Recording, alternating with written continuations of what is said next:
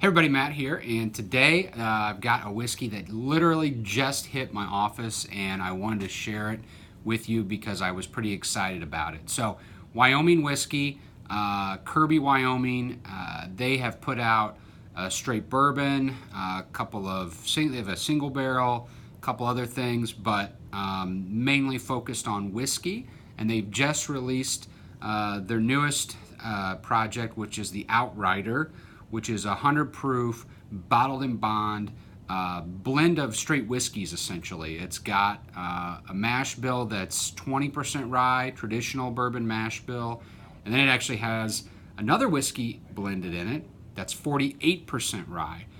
So it actually doesn't qualify as a straight bourbon or a straight rye. It doesn't actually meet those legal requirements, but they blended those two things together, bottled in bond.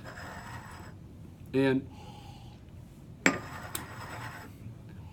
you know, I'm always looking in this craft whiskey category for something that stands out, something that's better than everything else, something that's starting to mature and become its own thing and have a different depth of flavor that's just not out there. And I have to say, the nose is decent on this whiskey, but where this thing really takes off is on the palate.